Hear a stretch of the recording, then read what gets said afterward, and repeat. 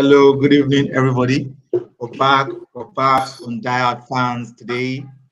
Um, nice to see you guys once again. Yeah, we didn't do a show last Monday because of the Manchester United and Liverpool game, but we're back again today. And yeah, we have someone who's been on the show today. He's not new, but he's new on the panel today, but he's not new on the show. So um, I present to you guys Stan. Stan, how you Hello doing? guys, I'm fine, thank you. How do you feel being with us today, Tanya? Um, well, great. We'll see how it goes, but yeah, it's nice to be here for the full show. Good. Okay, yeah. So Stan is here. We're missing two guys today due to the ND will say what he said obvious reasons. I mean, yeah, obvious due to obvious reasons. We're missing Folu and ND. Okay. So thank you, Stan, for being on the show, and you're welcome. Jose Junior, Thank you. how's your week been? So far so good. Busy week. Babysitting a dog. Otherwise, I'm all right. And it's good to have you back on the show rather than Stanley. Okay. Nice to have you guys on the show as well. Yeah. So yeah, the UEFA Champions League draws were today. And yeah, it's the biggest story today. So let's just start with that. Well, there's a group of deaths. Yeah, the group of deaths with Bayern Munich, Barca, and Inter in the same group. That is it's something that is crazy. Also, Junior, what do you think of that group? The group C, the group of death, Bayern Munich, Barcelona, Inter Milan, and a team that we all expect to be the whipping boys, Victoria Pleasant. What do you think of that group? I think you've said the very obvious thing there. The whipping boy is the last thing. My feeling is Bayern would take the group again, and then all will come topic as usual, and Barcelona will come second. I'm not sure Inter. That's going to be a very tight one, to be honest. In the last few years, Inter have never really been that good in Europe, and Barcelona was abysmal last season. So they've tried to rebuild. So let's see what will happen. But my feeling is Bayern and Barcelona will go through. Now, who goes through? Definitely Bayern tops the group. Between Inter and Barca, I think Barca might edge it, but it all depends on how their new players settle in. Lewandowski starts firing. Yes, Inter already has a team. They've been together for some time. They've reinforced bringing Lukaku back and they already have a team. So it's going to be a tough call between Inter and Barca. I think Barca will edge it. So Bayern Barca. So Can I just Bayern ask you? Barca. Wow, Can that's I just wonderful. Yeah. Stanley? Go ahead, Jose Junior. Yeah. Yeah, you mentioned something about it depends on how Barcelona settles. I haven't seen all their games so far this season, but based on the few games they played, what do you think? I know they struggled in the first game. Then the last game was a bit tight as well. I've not really watched their games. Lewandowski scored his first goal in the last match, and I think they played 1-1. From the end of that season, they started playing well, getting results and winning games, and they reinforced very well this season. Their backline is still a bit suspicious. I still don't trust those defenders to the register Kunde. So I think they will gel with time. I think Lewandowski will score because they're a very attacking team. Lewandowski will get the chances and he will score. Yeah. I think they will gel with time. It's just about Inter is a solid team that don't concede a lot of chances to the opponent. They are very compact and solid. So Barca will have to break them down, and I think they can. All right. Okay. Of course, I think Bayern wins that group. The second one, the second thing that comes second is the one that is maybe hard to Yeah. predict. You Yeah. never can tell. We may get Um. Inter might still come second. Of course. You know, there was a time when last season Sheriff Tiraspol was with Madrid and Inter and they won that team. Last Yeah, season, Ah, yeah. Sheriff I know. They were winning games against Madrid, and they won. I think they. So you can never tell. You can never tell what. Although they didn't qualify at the end of the day, they came third in the group, but at least they gave the fight. Let's look at the gist of that group again. So on that group that is a bit tough there with Liverpool floundering. What do you think of? What do you think? First, second in that group, can Liverpool make it? Yes, definitely. Liverpool, Ajax, Rangers, Napoli. That's a very interesting group as well. I like the group. It's an exciting group. I think Liverpool will. What's it, Junior? Okay, Stan, go ahead. Sorry. Yeah, I think Liverpool will probably win all the matches in the group. With the way they're playing currently, they will pick up. Liverpool when they play these things, they'll pick up, and they might play better in Europe. Ajax, okay, maybe not the match, but they should top the group comfortably. Okay, so who's going to go with Liverpool there? Because is that second place? I think look at Rangers. I think Rangers really has a good chance, especially as Ajax have had a very unstable summer. Although Rangers lost 2 players, so they lost their Nigerian guys, Bassi and the guy, the Southampton guy. What's his name? When Southampton? Tadic. No. Yeah, Rangers Southampton. Aribo and Calvin Bassi left Rangers this summer. But I think Rangers is still more stable than Ajax and Napoli. Stan, what do you think? Napoli, they said what this is. They've won their 2 matches and scored a lot of goals. I think Ajax, having lost some key players and likely to lose more, I think Napoli will edge and come second. I love Rangers. I think Rangers is actually a very good team. They were last season anyway. I don't know whether this is they'll follow that up. But they knocked out PSV in the final round of qualification. Yes. PSV is not a bad thing like that. PSV, I think PSV at the moment is better than Ajax, maybe. Because Ajax have not watched the games, but Ajax have been winning by very narrow score lines in the Dutch league this season. About PSV, I don't know whether PSV has also announced, but the matches I saw, PSV were winning well, 5-2 and the goal. So and Rangers knocked them out. So do you think maybe they could be able to knock Ajax out too? Possibly. Rangers is also a team that is solid and compact. They're a team that on their own day they can win football matches, but they're a compact team, and the gap between Rangers and Ajax is really not that much. So Rangers can actually still win them. But I still see Napoli coming second and winning Rangers. They've got firepower. Their new signing, the guy, what's his name? Sevier, the guy has been doing well. I think Napoli will still come second ahead of those two. Okay. All right. When you look at Group B, I think you expect Atletico to go through in that group and probably Porto. Also, Junior, Group B. Atletico Madrid and Porto. Yeah. Club Brugge, they've lost their most influential player last season in Champions League. That's CDK. And it's Porto, Atletico Madrid. Straightforward. Okay. That last group, Rangers. We might just get a shocker if Liverpool continue with their injury spree. They may not make it through that group, honestly, because Rangers and Napoli will give them a tough time.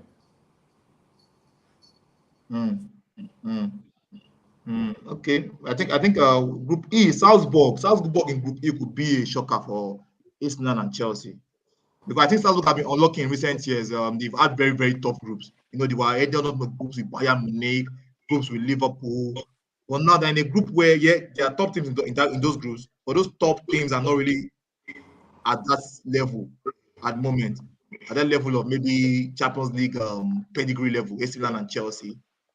Can Salzburg do something in that group? Although they've lost what's his name? They lost this guy recently. The Dortmund guy. Adeyemi.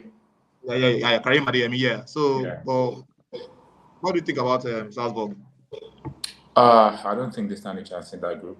I think they will come third or even fourth, because Dynamo Zagreb, even though I don't really know most of their players, but they appear to be a strong side, and they've been growing in the last 2 years. Remember when they knocked Spurs out in Europa League 2 seasons ago. Chelsea, I think this season AC Milan will learn from last season. They had a tough group last season, I think against Atletico Madrid and Liverpool, if I'm correct. So Yeah, I'm even sure. Porto was in that group as well. So I think Yeah, it's back-to-back seasons that Liverpool in Champions group of death. yeah.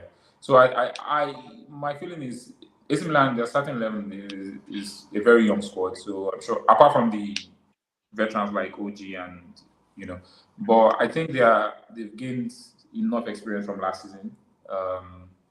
They've strengthened a little bit. They've got Origi in. I'm not sure. I think they also got one person I can't remember. So I expect them to qualify No, this time. they got Origi, they got that striker. Yeah, CDK. they got Origi and CDK, Charles Kettle, yeah, and someone else if I'm correct. I'll remember. So they are getting better, and of course, if they don't lose Rafael Leo, because I heard Chelsea is interested in a few other clubs. If they don't lose him, he's developing. Theo Hernandez developing. Tonali developing. Kalulu and Tomori also developing. I think they stand a very good chance of qualifying. Yeah. Actually like the look of AC Milan. I think AC Milan, I think just that when you look at think about the English are always very, very, very, very strong. And And Europe. yes, they're even strong normally. So in the group, you almost always make light work of the group stages, the English teams, almost always. So that's the only thing. But I think AC Milan goes through. Yeah, AC Milan should go through. Spurs, that group D2 I think they are evenly matched teams there. Apart from Spurs, I think the other three clubs there is going to be a tough one for them. Group D. Yeah. Stan, what do you think about it? Okay, but that's going. Let's stand. Group D, right? Yeah. Spurs is going to top the group, I think, and the other one is going to be very tough. Like you said, I evenly matched Frankfurt, Sporting, Marseille. Any of them can come second. Any of them. I can't really pick anyone. But Spurs will qualify plus any other Even team in the from Man them. City group, that Man City group, Group G, is a big one. Oh. Group G, Sevilla and Dortmund is going to be. But I think Sevilla will take it for me. I think Sevilla will take it. What do you think? Group G, I think Sevilla goes through Man City. That's a tough one. I think Sevilla will take it. It's City and Sevilla. I City think will probably Dortmund's defense for almost 2 years now is terrible. I also they concede goals left, right, and center. Even I think their last game they were leading 2-0 and they just lost it or something like that. 89 minutes. Yeah, it was crazy. It was crazy from 2-0 to 3-2, and then so they continue that trend. They continue that trend from last season where they cannot hold on to leads their goal, and now they don't have Haaland. So you could although they're scoring goals, no doubt. We know that Haaland are scoring goals, but you can't defend. Yeah, you need to even score more goals. That's the problem. And the last group, this group is Group H. I think Benfica may be able to give UV and PSV a fight there. But other than that, I think it should be those two. Am I right? What's it, Junior? Sorry, I didn't get you correctly. Group what? I said I was talking about our group, the last group. Yeah. The last group here, Group G, Group H, Yeah. sorry. That group, what do you think of that group? Like, I think Benfica is the only one that can challenge those other two. No, PSG will qualify automatically, easily. Juventus should qualify, but Benfica will give them. Benfica is a very tricky team in Europe. I don't know how they do it. I will be very surprised. Juventus has not really been great as well in Europe in the last few years. So I expect them to qualify, but thanks to Ronaldo. I didn't say that. I expect Juve to qualify, but yeah, there could be an upset there from Benfica. Okay. The Italian teams, honestly, they don't look out from Inter Milan. I don't even Inter Milan is unlucky to be in a tough group. If Inter were in Group H, as I said, they'll qualify easily with PSG. Oh, of course. Or if they were in Group E, I would say they will qualify if they were in Group E. Of course.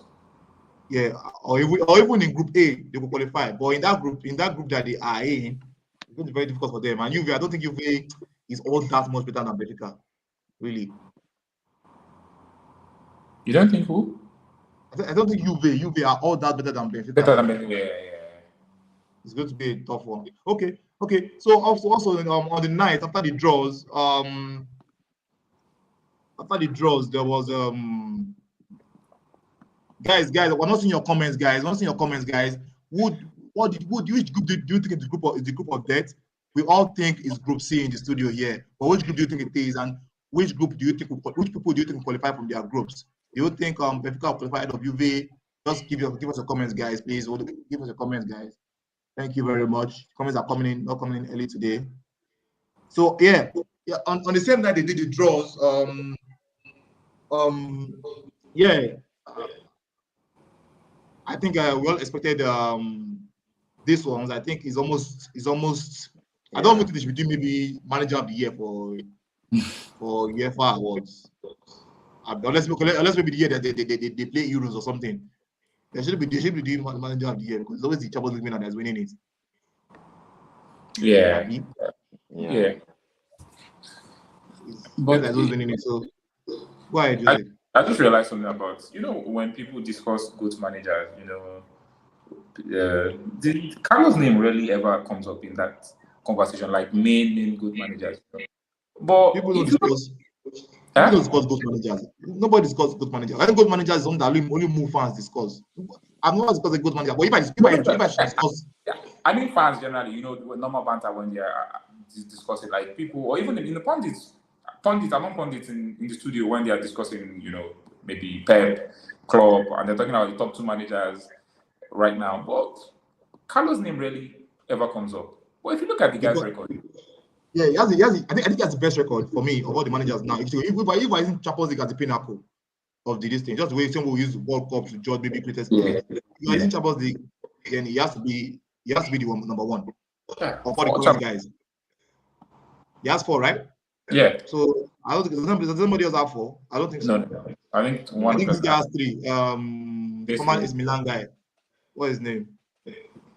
He got one that got President's Award. It was one that won. I got President's Award. Araki. Saki, Trapattoni. Saki. Yeah, I think he has 3. Okay. I think he has 3, but I think Bob Paisley Liverpool as well. Bob Paisley has 3 or 2. I don't even know. I think he has 3. Yeah. So that's all. So he's the one that has the most. And there's an Italian manager that has 2 World Cups as well. But if I talk about Champions League as the pinnacle, then I think Ancelotti avoided. But the thing about being regarded as a GOAT, first of all, you have to be popular. You have to have popularity. You get because your popularity is what make people talk about you first. I think I'm talking about you. You might have the record in the world, and nobody consider you as the GOAT. I think Ancelotti, yes, if I look at it logically, Ancelotti should be up there with Mourinho, Pep Guardiola, and those guys. He has to be up there. You understand? Because he has done a lot for the game. But talking about that, Stan, who's the greatest manager of all time? In your opinion? Best manager of all time. Yes. Would you go for Ancelotti? Wenger. Or Mourinho? Or Pep? Or Wenger? Go with Wenger. Or Arteta. Win the Champions League. Arteta waiting. I beg. That's the comment Ashavin can make. That's a tough one, really. That's a tough one of all time. Yeah, your own. That you watch too, not the one with the one will not watch. Because of course, if it's records, yeah, again, if you are judging based on who not watch it, then you have to just use records. And when you're using records, there's always a clear person. It's an objective team. Yeah. Based on the people I've watched, I think Ancelotti would be one of them, if not, because he has won in Italy, in Madrid, with big stars, with ahead of Pep Guardiola. Guardiola, people will always say he's won with a lot of money being invested in his team. So yeah, Ancelotti has won with his style. He doesn't have to play tiki-taka. He has a character. I think probably among the current managers, people have watched Ancelotti. I've gone with Wenger, but Wenger didn't win the Champions League. So yeah. But thinking about it, Ancelotti. Yeah, for me, I think I'll go with Sir Alex Ferguson because Man U. Yeah, I had to choose someone that's for Man U, but You have to be. I think you have to make it so you have to be logical about it. I think Ferguson. I don't know. I think he just found ways to keep Man U up there for so many years. I looked at the team he won the Champions League. He won the league with in his last season. I watched the team he won the league. He won the league with in his last season. It was crazy. You had the guys like Welbeck, Raphael, the Silva brothers, Cleverly, Anderson, Phil Jones, Chris Smalling, and guys that were like over 35. Idich, Ferdinand, Evra. You get even Rooney was already on his way down there, and he won that league almost at the counter, not even almost at the counter. Ashiyong. These are the guys that other players could never use to reach Champions League in following seasons, and he won the league with them. So I just think Ferguson, league titles, Champions League. I think he has one world-class player that you forgot to mention. That Van Persie. Of course. No, not Van Persie. That made them. That people are not aware of. That made them. Carrick. No. In the last season. Howard Webb. Hey, I was good. Yeah. Mind you, our web is not the chairman of PMOL. So it's the man you are going to get a lot of referee Ojoro this season. Okay. So yeah, so I think we expected Benzema to win the best player award. That one was almost a no-brainer. So we won't do too much on that. So yeah, so we did our predictions last week for the game because we didn't do a show on Monday. I'm going to show the Monday predictions here, and it was terrible. Terrible. See all the red everywhere. Red. It's all red. Jose Junior. Anybody is not here. He didn't even get one. Anybody not get one correct. Not even one game. He gets, and Team World got 2 games not spot on, but at least they got the correct score. They got the correct results. Jose Junior, I and Folu got 1 result correct each. The one I got correct, that one should actually be 3 points. But his Leeds, I predict that Leeds will beat Chelsea, and he worked out. But let's talk about this Man U game. No single person predicted a Manchester United victory. Jose Junior, how did you see that game? Ronaldo and Maguire were on the bench. I think the game went in the direction I felt it would go if Ten Hag made certain changes. I said last week that if he made them, the game would go in that direction. But I still didn't expect it to be that easy for United, even with those changes. But what I saw from the game, and in retrospect, looking at the goals again, Liverpool, I don't know the problem with them. I think they were just lethargic. I think I sent one clip into the group where I said TA should have been benched. They were just walking passively in the box. They were not really aggressive. They were not closing down. They were standing. So I really don't know what's going on, whether it's lack of motivation or they're just fatigued from last season. But kudos to Ten Hag for making the changes. Bold moves. Varane and Martinez, 2 warriors in centre back. To me, I think that's their best pairing. And Malaysia to shut out Salah completely. And it was the best game. Malaysia and Martinez were very, very good on the night. We have to admit. All those area balls, the last area balls, it was the one getting it. And he made the right decision up front as well. Energy up front and pace.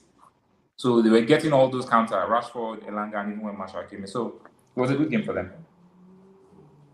Yeah, okay. So do you think, Stan, based on this lineup we saw the other day, so going forward, we know that Man United the other day, they didn't plan to pass on the back.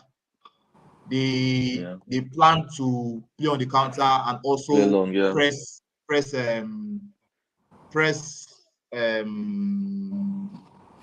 ambitions to be investigated.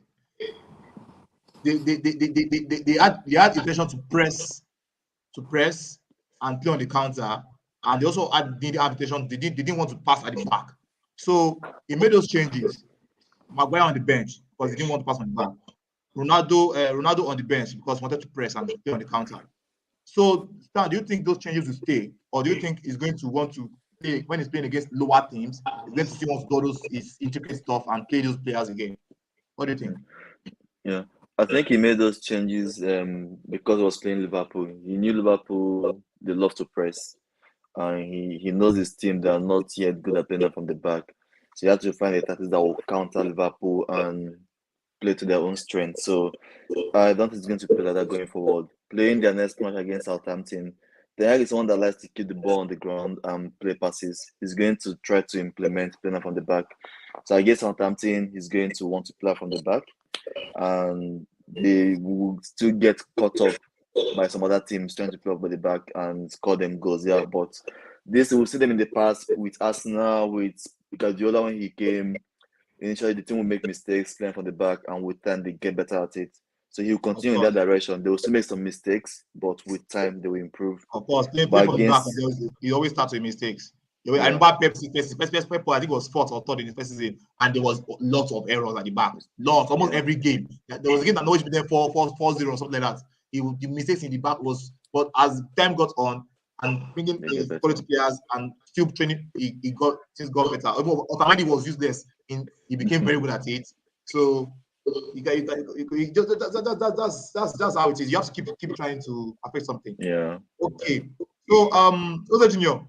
Yeah. People are Did you saying see Maguire Oscar? is done. Yeah, I was about to say that. To me, I think he's done. I agree. I think he's done. I think he's done. Okay. I like the nickname from Martinez. Very mysterious.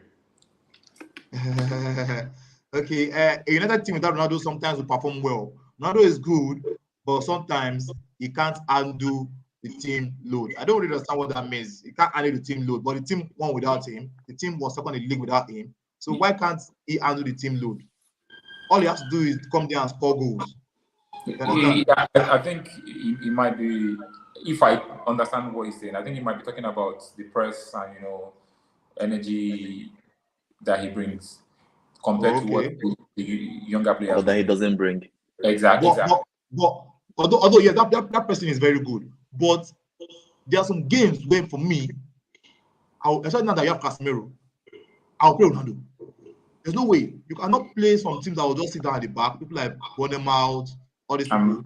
And hope Ronaldo has to be there because you need one. You look like matches that you might get one chance in the whole match, maybe one good chance in the whole match. All the other chance might be short, one good chance in the whole match, and you need a top scorer, a top striker to get that chance and put the ball in the back of the net. So if you are getting people that are not sure of finish and you get only one chance, like I did last season with Lacazette and Aubameyang, you don't play anything. You just get one chance and you miss it. That could be the end of the match.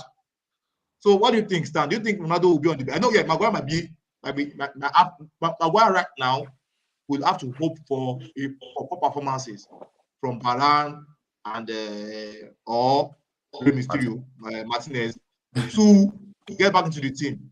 However, Ronaldo will, I think, depending on the position. Maybe against Arsenal, they might not play. But when you're playing guys like Brentford, Fulham, those guys, Ronaldo needs to play. What do you think, Stan?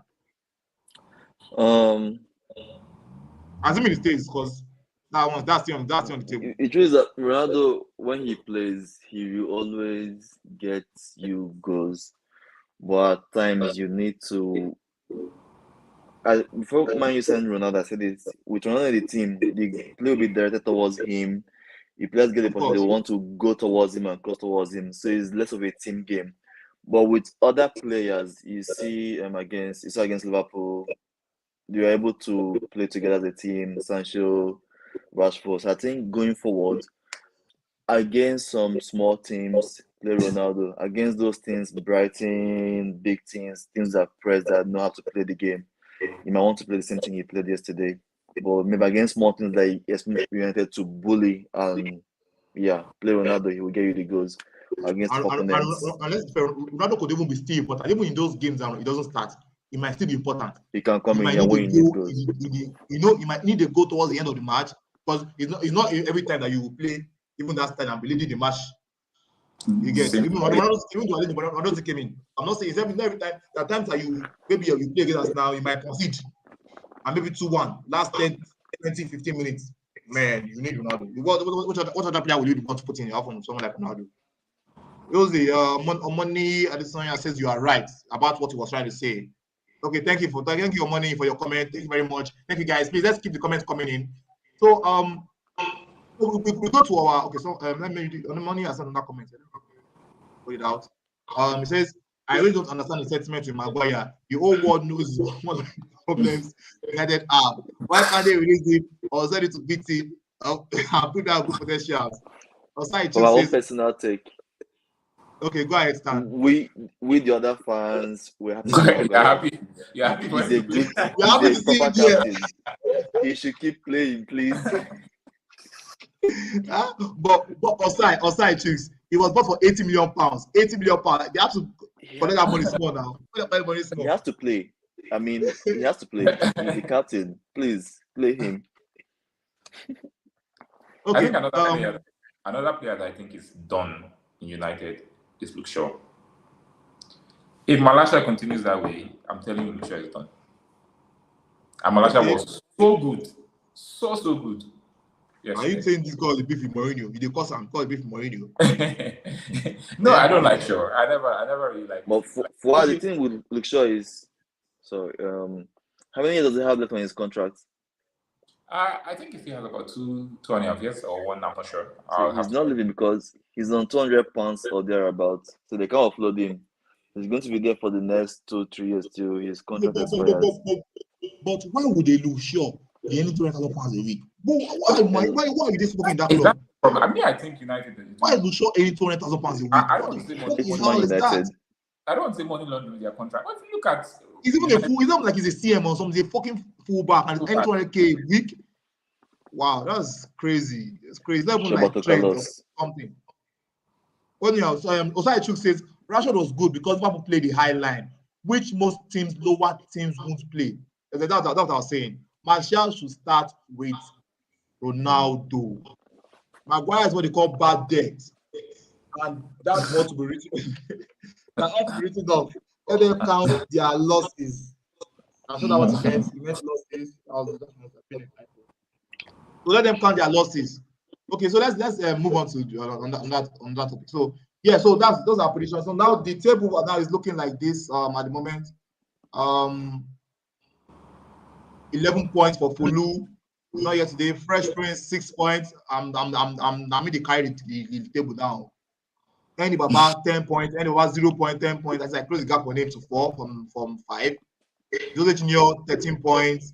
And Tim Ward added 3 more points. Tim Ward has extended the gap to 6 points now on the highest person from the studio, which is Jose Junior with 13 points. So Tim Ward are doing well. We see Stan has made a prediction for Tim Ward this week. Yeah. And this is the prediction for this coming game weekend. People are saying Man you will draw a game. Me and Jose Junior. Stan. For me, I think. Sorry. For Lu and Jose Junior, I think Man you will draw. For me, I think Southampton defense Southampton don't have a good defense at the moment. I think Man U. Well, we've seen so many times, especially with Arsenal last season. Not Arsenal last season, but Arsenal sometimes you win some games just for them to win, and then lose the one that you expect them to win. Yeah, so this Southampton match, Stan, you think they will win the match anyway? So let me ask you, Jose, why did you go for 1-1? That match. Because I think Jurgen Klopp or Liverpool played into. Either they played into United's hands or Ten Hag surprised them by playing a completely different approach. But although I think Arsene Hutto can sometimes be naive and just open up his backline against teams that he should be compact against. But I think United will get a different game this time around. And if you come with the same lineup with Elanga, Rashford, they'll give you the youthful energy, but I think they'll still struggle to create those spaces, and then there'll be less goal scoring chances. The only thing is if Sancho, yeah. Okay, but Southampton defense is nothing to write about. Of course, nothing to write about. So you think Man United with their attack, Sancho, Elanga, these guys, and they spend too much money on, Rashford, Martial, those guys, you think they won't be able to score more than 1 goal against Southampton? Well, potentially, except this guy changes the way they counter press Casemiro. Except he comes in, Okay, that's the factor we give us consider. Casemiro is there as well, which might up them actually, and also if he sticks to that defense, he might keep a clean sheet. And the Arsenal defense is not that good. That defense is not that good. So Hampton don't have a good attack. Aribo was playing strike for them the other day. I watched him against Spurs. Although the boss Sekumara, the young guy from Bordeaux, but he's unproven at the top level. So we don't know, but I think Man United will win that game. Well, let's see whether the pressure will come true. Stan, well, Yep. nobody in the studio has rated anything less than a win for us now. Nobody in the studio since we started the prediction show. Nobody has ever predicted anything less than a win for all the matches. Is Arsenal be saying Arsenal win, Arsenal win, Arsenal win, Arsenal win, Arsenal win. Stan, you think we'll get an easy one again on this Sunday we're playing? I don't know. I think the reason is because Arsenal also have like easy we can't see your matches. We can't see your Arsenal has like easy matches at the start. Can you see me now? Yeah, I can see it. Yeah. So Arsenal should win. Yeah. It's Fulham. Arsenal is at home. They should win. It should be an easy win. Okay. Maybe easy. Yeah, we should win. All right. I think we have easy games this weekend. This week, last week games are a bit hard to predict. How about Chelsea? Chelsea, Leicester. That looks easy. Can I about Arsenal? Okay, go ahead, Jose. I don't think Arsenal Fulham, with what I've seen from Fulham so far, I don't think it's an easy game. And that's apart from being a derby. The only thing that I think Arsenal, why I've predicted a win for Arsenal is because one thing I've noticed from Arsenal this season compared to other seasons is that grit, that mentality. Against Palace, where you expect a draw or even, maybe a draw, they still found a way to win. So that's why I put 2-1. But I don't think with Mitrovic and, all those players Fulham have, they're not as good as Arsenal, but I think they'll give Arsenal a lot of trouble. So that's why. Okay, so let's go back to the Southampton match. Also, Abana says Southampton won Man Utd 3. Something that have a very poor defensive record, as I was saying, and consistently goals.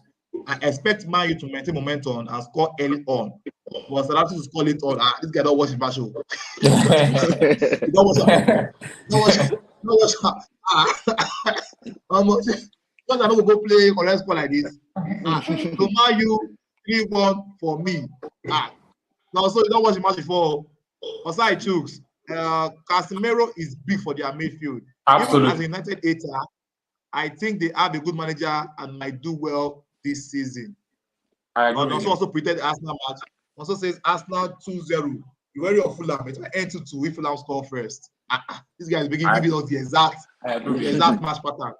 I agree. All right. I agree with he makes a good point there. I agree with what I said. Go ahead. We might actually get shocked by United now with their lineup and Casemiro. Do you think because so? I said last week that now that they have Casemiro, Eriksen, and Fernandes, that's a very ideal midfield. You have a destroyer and a real defensive midfielder. You have a playmaker, a proper playmaker, and you have this kind of midfielder that likes getting into the box. Yeah. You get and so to me, it's almost perfect.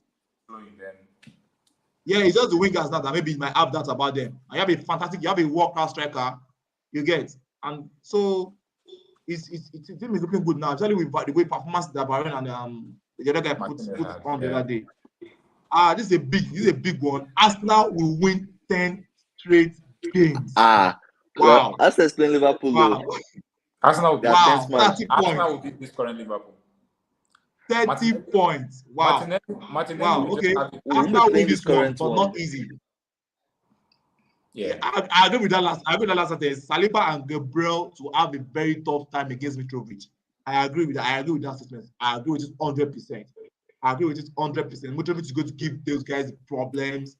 Stan, you're an Arsenal fan just like me. Do you think those guys can deal with Mitrovic, especially if he plays like he played against Liverpool? I think they'll deal with him.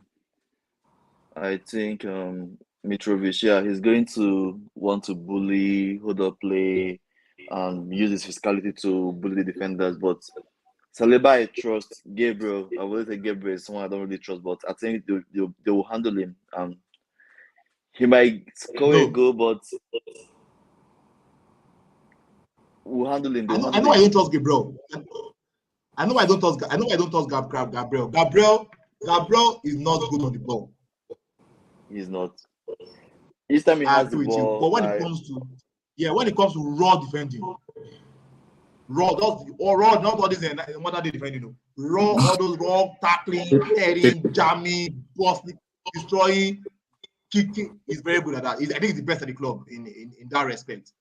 So I think Mitrovic is the kind of striker that he might not have a problem against. Because he's very strong, he's very good in the air. Gabriel is very, he has all those Martin Keown kind of style of defending. I think he has that. Yeah, they don't want to person. I know Saliba is good on the ball. Saliba is good in tackling and all those things, but I don't know whether he's completely physical in that Gabriel mode. I think he's more of a calculated guy, calculates his things, tackles well. He's more Van Dijk kind of defender. The person exactly. He's more on the Van Dijk. The person I fear the most for you guys, talking about Mitrovic, is not even the two centre backs, and he's not white, of course. I think Mitrovic is a very smart guy. Exactly. Against Liverpool, the cross game, and he was with TA on that side. They just go and save it. That's what any good striker will do. Of course, if you allow those spaces for the cross, of course, he's not going to stay in center. He's going to stay at that area where the fullback, where the wingback will be. And luckily for us, he cannot do that to us on the one side. Against Liverpool, he will do it on the two sides. White is there as well. White is set in the air. Although yes, it's better. He's better than White in the air. But White will give him some problems, or like Fans or if it was Zinchenko. Yeah. So I agree with that. Let's go back to the predictions. One other comment here. Did you see what Liverpool played last week? After we trashed them. Wow. But I agree. I want to see how Saliba will handle Mitrovic in the air. They might target him. Wow. Saliba has been just 2 games or 3, but I think Saliba has been the best centre back in the league so far this season. All right. I think I will agree with that. So let's continue with this. With our predictions I'll talk about. We'll go to the big one in Italian league. The very big game, a top 7 battle in Italian league this weekend. Jose Junior. Yeah. This is your team. And you said, the team that your person you are supporting is coaching. Yeah. And you said that you boldly said it was going to be a 2-0 loss. Why? Yeah. I think Juve is a stronger team than Roma. But not just that. I think we're going to lose 2 key players for the game. Ronaldo is out completely, and Zaniolo is also out. So that means Zaniolo is the big one. Zaniolo is the big one because I think without Wijnaldum, well, it's not been a team, so you can. Yeah, but Zaniolo being out is a big one. Last season, in Italy, 5 subs of course last season, so we could bring in Veretout, Oliveira, or Mkhitaryan. But now we've lost Zaniolo, we've lost Wijnaldum. So the person coming in is Matic, and then Pellegrini moves forward. So we don't have any decent sub to come in midfield. The only person coming in is El Shaarawy up front, which you get. So that's why people will lose. Okay. Stan, you think it's going to be a 1-1 in that game? Why do you think so? Juve, they've not been very good. I saw their last game and saw a particular image on Twitter where the whole midfield was empty. The structure was like, it was structureless. There was no structure. So I was like, what exactly is going on here? So I don't think I don't know what's going on, but I don't think the coach is getting the best out of the player he has. With Roma, Mourinho has been with the team for like a year. And I think Mourinho will play not to lose and will try best not to lose to Juve. He's going to... He won't concede a lot. So at most a goal. I think Mourinho will always find a way to score Juve. That's why I went to 1-1. That's fair. All right. That's good. That's good. For me, I said 2-0. Same reason as Jose Junior. They have key injuries. I think if they've been at home, I just push that towards them. Espanyol Madrid, I think that's self-explanatory. And there's Straightforward. also on that big 7 game in Italy, Lazio Milan. Jose Junior, 2-1 for the win. Yeah, because of course Inter is one of the favorites, if not the favorite, and I expect Sarri to play his usual free-flowing, high line, attacking, and then that'll just play into Inter's hands and they'll punish you. So that's why I think Inter will win, but a narrow victory. Okay. Stan, how about you? For that match, you went 2-1. Yeah, Why? I went with 2-1. Yeah, Inter should win. I think better team. Lazio, I think they have 4 points. They drew the last match or the first one. Yeah. I think Inter is a better team and should win. I went with 2-1 because Lazio is at home. So yeah, they might make it a bit tougher for Inter, maybe score a goal. But Inter should win. Okay. All right. So that's it, guys. The prediction for this week by the guys. So just to remind you guys, scoring system is this. This is scoring system. 5 points for your correct score, 1 point for your correct result, 2 points for your correct result, and goal margin. Yeah, so that's it. So a draw would also be, that means automatically a draw is also 2 points automatically, judging by using that situation. So yeah, let's move on with the conversations today. I think Asensio left Real Madrid. Asensio, He's been linked to Man U. Oh, okay. My one passes it to Man U the provoke. He be like Arsenal. I want see what it. But you want to go carry it off for this season. Everybody the best. Chelsea want to buy Fofana. You want to buy Rafael. Not really. I don't think they'll buy Leao. No, this not if this not Leao, but let's just release clause in his contract. They don't. He doesn't have any more. But Fofana, how much do you think Fofana is what? 40. In this current window, I don't even know again. I don't know again. If Gordon is going for 55, I don't know again. And Leicester knows how to milk. They know how to milk those top clubs. Maguire, Manchester is desperate. The best tactic. No, the thing is if you have a player with a long-term contract, yeah. The best thing is, first of all, form you are not selling. Just you are not selling. Say nothing. What they did to Maguire too now, that Maguire was expected that. That was something for Van Dijk. So they're not selling. They don't want to sell because they know he has 5 years. So they don't eventually selling, no problem. So they don't want to sell, and then you now be so want to master 10 million. Today you have 10 million. Your next video, you have another 10 million. So 70, 80. This is before they will not say, okay, let's get a service on. That's what happens. So he's always in the favor of the club when the player has a long-term contract. Yeah. Because you're thinking about it. Why is Gabriel Jesus worth 45 million and Cucurella worth 65 million or 60 million? Yeah. You get me? So it's crazy. Okay, we have a comment here. I think it's about the Fofana is worth around 45 million to 50 million, but he has a 5-year contract, so it should be 80 million. 80 plus. Million. Really? Should be 80 million for a 5-year contract. But you guys, I think he has a point. No, to me, I'll tell you why it doesn't have a point. It was moving from a team that for example, now let's assume Man U do not buy Man U don't have Varane and they don't have Martinez. You get, if Man wanted to buy Fofana now, I would say yes, it's worth 80 million pounds.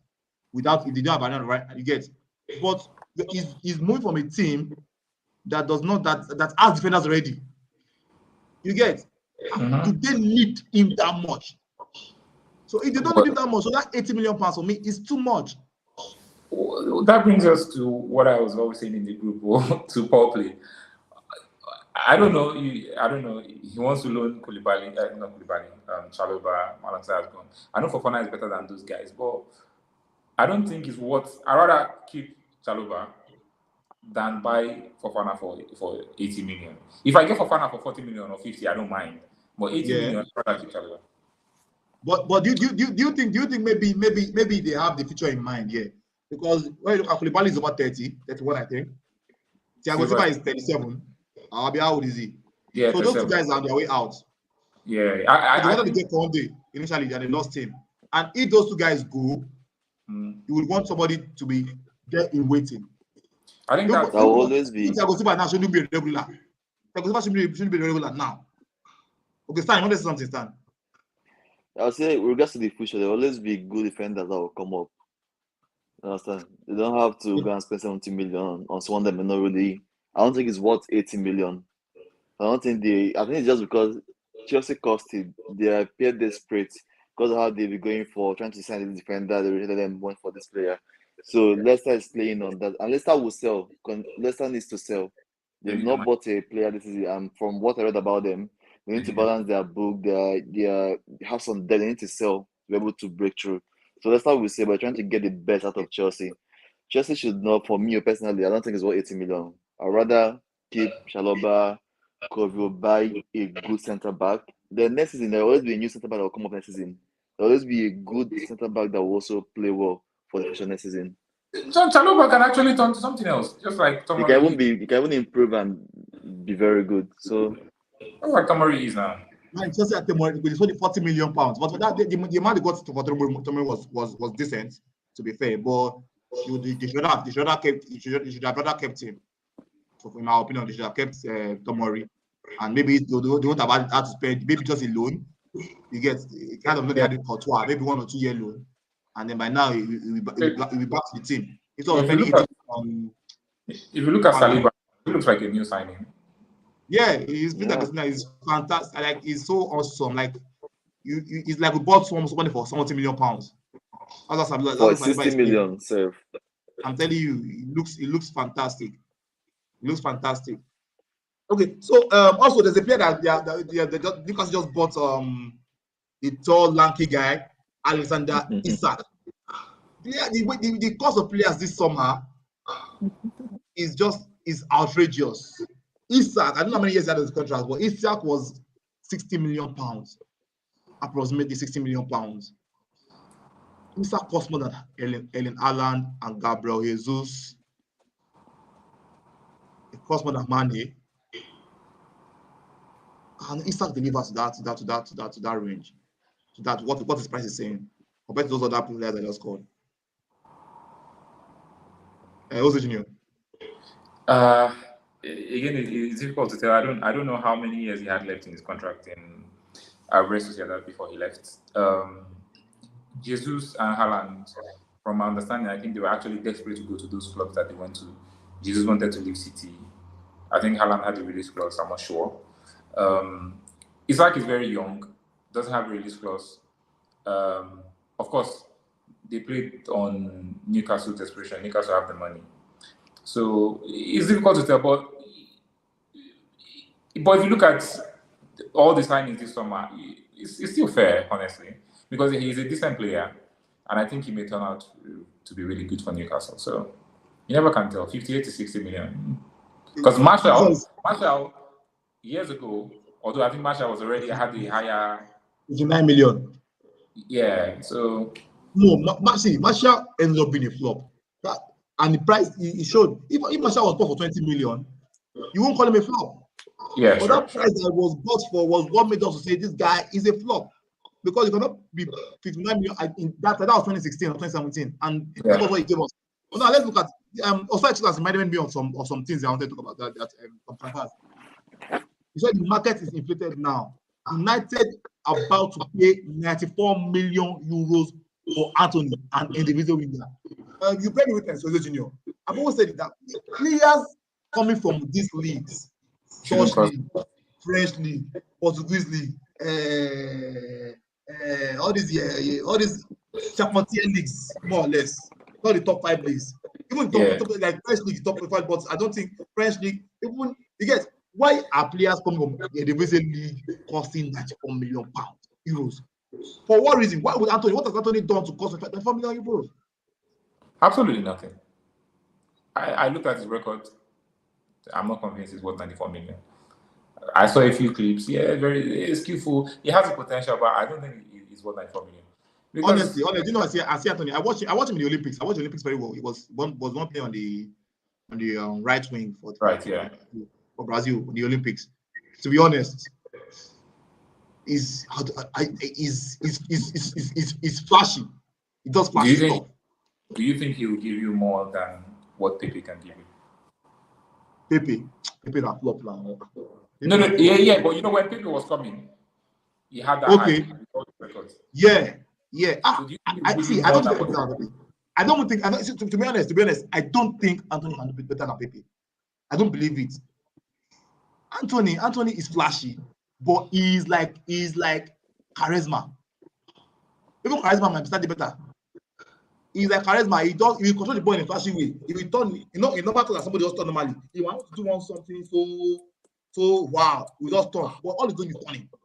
You get? I don't see him being that player that actually adds input to the attack in a very decisive way to what 94 million euros. Yes, he can be doing those ones in Dutch league and be shining. But in this is in Premier League. Yeah. This is Premier League. Stan, what do you think? Because I'm not talking about what do you think about this 94 million pounds, Anthony? I think Man Utd they're just desperate. That's why they're pricing Sorry, the amount. Sorry. Second time they're in desperate today. You said for Chelsea for the 80 million guy desperate. I agree with you that they are desperate. But why are teams desperate for players in positions they have covered? That's for Chelsea, I don't know. I thought because there's a lot of defenders and they wanted to buy, but Chelsea should have kept Chalobah, Kovio, and played them and not go. The difference between Fofana and Chalobah is not so much for me. For you to pay 70 million for Fofana, so for Chelsea, I really don't understand why they're going for Fofana for that amount of money. For Man U, I think they need a forward. They're also trying to please their fans by making a high-profile signing, just like they signed Casemiro. So they could have gone for cheaper players that will still do the job, but they want something high-profile, and that's Man U style. Go for high-profile players. No, Man U like Asheju. Man U Asheju keep them. Man U see one player will be 20 million pounds. Where's a big guy? You rather buy the one that people are shouting. This guy is 500 million pounds. Man U Asheju Paul. He like big name. What do you think about Nonsense? Nonsense comment. I think he said the problem is Chelsea. Chelsea need a central centre back that can cover Silva and also play right centre back. Chalobah can't play CCB, which I agree with. Only RCB. In addition, we're looking for a ball-playing CB. Only very few CBs have that skill set. So for me, from this, do you think it's justified now? I think it makes also makes a good point there. Yeah. So do you think it's justified? Yeah, I think it's justified because if you look at when Liverpool bought VVD, I'm not trying to compare VVD and Fofana, no. But if you look at when Liverpool bought VVD, although we knew VVD was good, but paying 75 for him at the time was like, but yeah, it's like 80 or million, like 80 million now. Because if they are you know this, someone just said sorry, you continue forward. He said because they know EPL has TV money from TV rights, which could be a factor, because 3.5 billion euros or dollars that is pounds or whatever that Premier League is collecting now is more than the next three combined. That's Spanish, Italian, and French. And Germany combined. So of course when they just say they will charge you, I'm gonna charge you. It's not the same way we do with this market. That's why some people go to market. They say they point and go to market. Rather look like they're ragged people, because you go there and look fresh. Meat of 500 and the category is 2.5. So Stan, do you think that's a factor? Sorry, you're going to continue. So do you think that's a factor? Yeah, I think that's a factor, and I agree with FPL Freeze too. If you know that clubs have money, you want to make them now because you have the money, you can afford it. So I want to maximize the gain I can make as much as possible. That's Okay. That's why I like what Man Utd did with Cucurella. They have their price. They want to pay above this amount of money. That's all. Betting we're calling a lot of money. Keep a player, buy someone else. That's how it should be. That's how you know he's not desperate. But wait, honestly, do you? Sorry about that. Take your time. Yeah.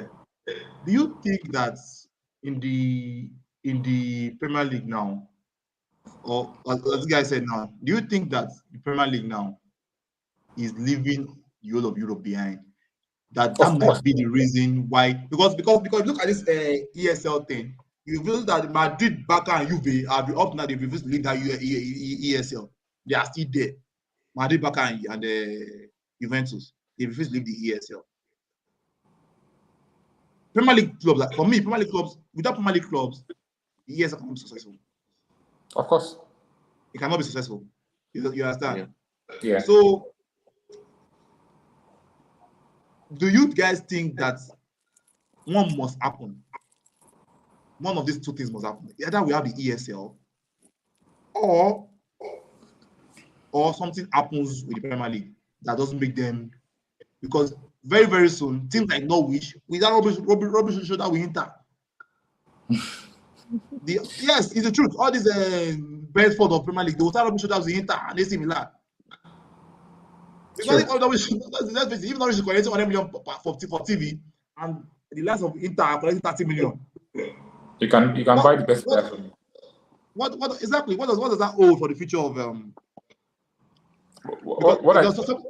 Sorry, just someone said 10 years ago. I can't remember the person that said it about 10 years ago, that the Premier League will end up like the NBA.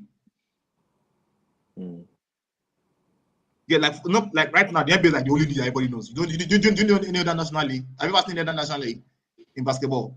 No, I've never. So is it? Are we going to that era where that will be the end of it? Yeah, I think or so. We have the ESL. It's one of those two things that will happen.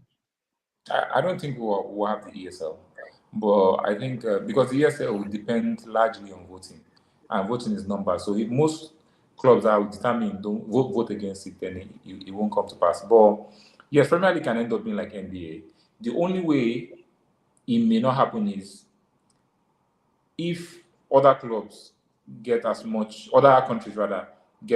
investors and rich owners, they start to spread. Because Premier League is going to get saturated eventually. If like 18, 19 teams have rich owners, because look at it now, we've moved from top 4 to top 6. Newcastle will come very soon, and we'll start talking about 7. Yeah, Moyes was saying something about now people are seeing West Ham status to be bigger because they are buying better players. So they will get saturated, and people will start moving to other countries. You get, so that's what I think will happen. Nice now, they have a very rich owner who said in very few years. Not now Forest. Exactly. So they'll start moving to other countries, and that way things can balance out. That's the only way, but it will take a long time. Yeah, okay. But the thing is, if all the best players, I know players will. Okay, let's just see for the future. No, don't just, because that talk is very, very deep one. A long topic, Talk about it for a very long time. Okay, Osai Took says Premier League teams are already having issues selling players to other leagues, which is completely, honestly true. Arsenal, we struggle so much to sell players. Man U struggles to sell players. Chelsea struggles to sell players. Now they loan, and then buy for 2 million. All this cheap. So all the salaries they offer players are insane. But why would it not be insane? Because you don't have a choice. If Arsenal, if Aston Villa is offering players £100,000 a week, Arsenal must offer 150, 160, 170. Do you get? So that's the thing. Yeah. Now, guys like Mari are almost good for free. Stan, I want to say something. Go ahead. Yeah, to react to this, I think we're going to see a new trend coming up now, where clubs will have to pay off players to leave their book. Or it's actually happening. It's already happening. It's going to become more popular. You see, Arsenal. So Premier League clubs might have to start doing that to get some players off their book, pay them off, or pay part of their wage to get them off and send them to the other leagues. We might see that happening more often. Sorry, you're going to something. Go ahead. Sorry. Go ahead. Yeah, I was just going to talk about Barcelona and Titi's deal. Yeah, those elite clubs, not just Premier League, the clubs that pay the top wages. because I think the distance now is getting too much. You understand? In those days, when I was growing up, in those days, there was a top player in every club. TC, Southampton, Ginola, Tottenham. You know, it seemed like there was a top one bad player where Okosha was getting nominations for PFA Player of the Year. So there was a top player in almost every club. All this George Agi was in Galatasaray. So there was top player almost everywhere. But now, all the top players, they are in like 10 clubs. So once those 10 clubs don't want you, and that means they have to, it's crazy. Guys like Bellerin, you can't miss all them. Bellerin, Mari, Mustafi, Kolasinac, we ended up giving them for free. Ozzy, all those guys, they all left for free because we offer them salaries that no other club can pay. So once the Premier League club doesn't want that player, once you buy a player 30 million, you pay him 300k, 270. You see, Pogba. So now clubs have to make the right decision when they're signing players. You must make the right decision. Yeah. You must. It's almost a must. You cannot just say, okay, if we flop, we go sell him. Pepe is end up playing for free. But I think that's what Arsenal is doing. If you look at their recruitment in the last 2-3 years, I think that's why they're not rushing to buy. I may be wrong. That's why they take their time, and they're not. In the last few years, Arsenal have not spent so much money on one particular player. I think the last time was under Pepe. So they take their time, go for what they want, buy, reduce wage bill. You know, they don't put themselves under unnecessary pressure on. And I think one that's also important. I learned it from Man City. You just don't chase players that everybody's chasing. Because as much as Man City, you look at the players, how much they're paying their players. I think they still have the highest wage bill because they have top players. But they don't play players outrageous. 400,000 pounds per week. It's only the point there's only 400,000 pounds per week, I think. So they don't pay. I think one of the players in like 300,000, but all the others are normal like Arsenal. So they don't really pay over because they don't go for players that 5, 6, 7 teams are going for. Like, but Man Utd, that's what Man Utd want to. But Man Utd, they want that one that everybody you get that they know that this guy. That's why they do it like double Casemiro salary. Casemiro now is a 30-year-old player. They are paying him 200,000 pounds, almost 270, 280, 30-year-old, 4-year contract. And they go qualify for Champions League, can go into. Really? Yeah. It's not to 300. I think it's about the 4th highest paid in Premier League now. Oh, okay. Can you imagine? So now, over 300 pounds, 1,000 pounds. So now, what if that guy something happens to him? He's 30 years old. He's young, but for that matter, he can easily get homesick. At 30, 31, I don't play. Hopefully, he won't go. What we now do with that kind of player? I don't hope nobody feel bad for them. I'm not saying like what if that happens? You get. Let's just comment here. Okay, Premier League. Okay. But yeah, that's what I was talking about. What we were talking about already. Okay. So I think that's all for the show tonight. Stan, any last word for the guys? Well, first of all, thank you guys for having me here. It's nice. So, was nice. Was fun, nice experience. Hope to hopefully be here later in the future. Thank you everyone for joining. It was nice having Stan for the future. Hopefully we have in the future. Also, I really enjoyed comments. Thanks, Omoni, Side Chooks. I'm also hoping to have Nonso again back on the show some other time, and hopefully Juve this weekend. Yeah, everybody that commented Nonso or Side Chooks, FPL Fizzy, or Omoni Adesanya. Yeah, thank you guys. Thank you all of you guys. Nice comments. All your comments were spot on. Very good points. Everybody made lovely points. FPL Fizzy, lovely points. Thank you very much, guys. We see you guys after the games on the weekend. We see you guys on Monday evening. I will scrutinize our predictions.